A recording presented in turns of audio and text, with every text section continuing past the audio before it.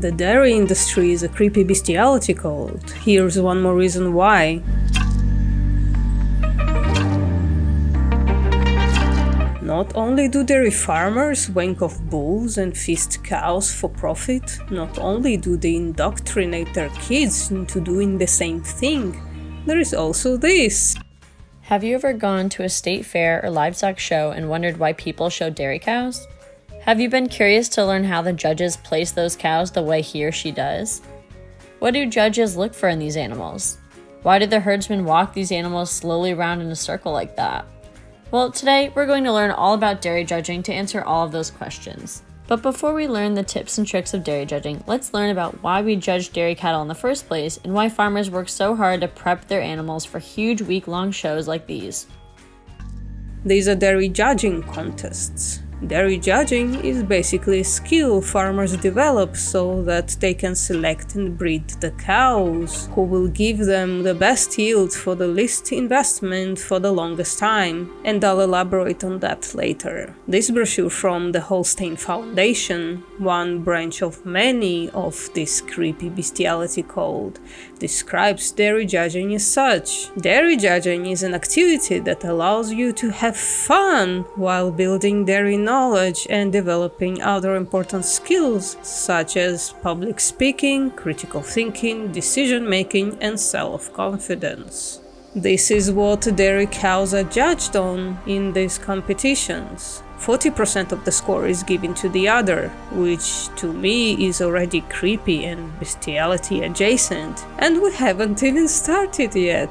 Here are some of the ways dairy judges are describing udders. More bloom to the udder, more veining of the udder, more udder texture, exhibits more bloom and capacity of the udder, more balance and symmetry to the udder, less quartering when viewed from the side, more youthful udder held tighter to the body wall, carries udder higher above the hocks, udder shows more balance from front to rear, udder carried higher off the ground, more distance between the hock and the udder floor, large, more capacious udder. And after this they go through every part of a cow, comparing to what a winning cow should look like. The judges compare the cow to the perfect dairy cow standard. Most of the criteria are based on whether or not the cow will better survive the abuse of being constantly impregnated and milked without becoming a downer early on. For instance, the udder height is valued for the fact that the teats are not touching the ground, reducing infections. But some of the criteria are just straight up beauty standards. Chad DeCow, a dairy researcher, claims that farmers choose tall, thin cows based on the judging, but in his opinion, shorter, rounder cows are more likely to get pregnant. Creepy bestiality impregnating cult. Slight tangent. Chad DeCow, yes, that's his actual name, traced the genetic makeup of modern Holstein dairy cows to only 2 bulls and about 50 cows, which means that the dairy industry, specifically in the US, has been very heavily inbreeding these animals. And guess what this dairy judging practice encourages? More inbreeding.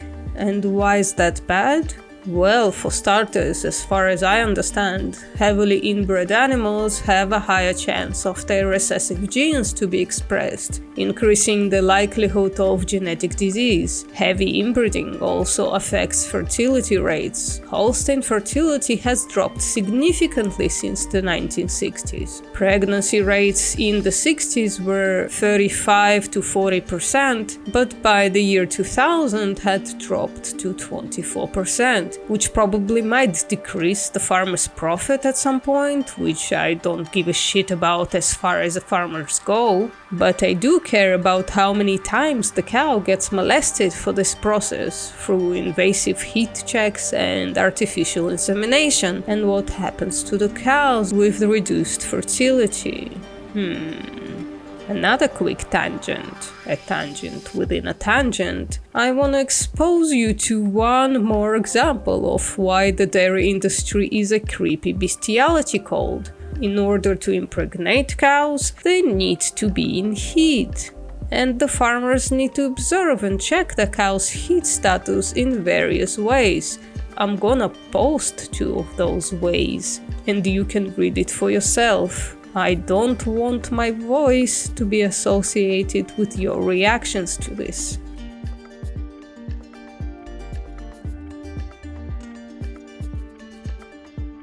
Let's continue with the dairy cow judging. 15% of the score is given for the frame of the cow, which is her skeletal parts, with the exception of feet and legs. The judgment of frame includes the head. And what the fuck is a feminine head? Yeah. Dairy cows are described as feminine. Here's what they mean by that. Femininity is desired in the dairy cow. A feminine cow will be sharp and clean-fronted, with a lean neck and long, smooth muscling. And there is a little drawing of a desirable feminine cow and an undesirable butch thick cow. Femininity in the cow is also related to the category dairy character, which is given 20% of the final score. Apparently, dairy character is an indication that the cow converts feed into milk rather than body into flesh. Here's how it's described in this handbook. Dairy character is signified by the freeness of flesh, sharpness of the withers, incurving, flat thighs set wide apart, loose and pliable skin, long, lean, smooth blending neck, clean-cut throat, dewlap, a brisket, wide, flat and well-spaced ribs, and deep and refined flanks. This description has erotica vibes, a creepy, outdated, super objectifying erotica. And in this judging handbook released by the University of Minnesota, major consideration is given to general openness and angularity while maintaining strength, flatness of bone, and freedom from coarseness. Consideration is given to stage of lactation. So to me, this resembles the beauty competitions for women, which are creepy and weird, but these standards for cows are even creepier. Like in the case of human women, the purpose of these competitions was to find a sexy woman. What is the purpose in the case of dairy cows? Describing them as feminine, measuring them, touching them, feeling every part of their bodies. But this is totally different, of course. The primary function of the dairy cow is the economical production of milk, so this creepy terminology is totally just to measure productivity. There are 2 more categories and they have creepy bestiality vibes as well, but it's time to wrap this up. Before I go, there is one more creepy culty aspect to this. These judging contests are basically an indoctrination tool for the industry. According to the 4-H contest rules, their judging competitions are for kids, the minimum age being 8 and the maximum 19. There are small awards and big plaques, but I wonder what the cow's prize is. More impregnation, separation, milking and mastitis? Gotcha. So altogether, I think I made a pretty convincing case for why the dairy industry is a creepy bestiality cult. Please subscribe, like, share. See you next time.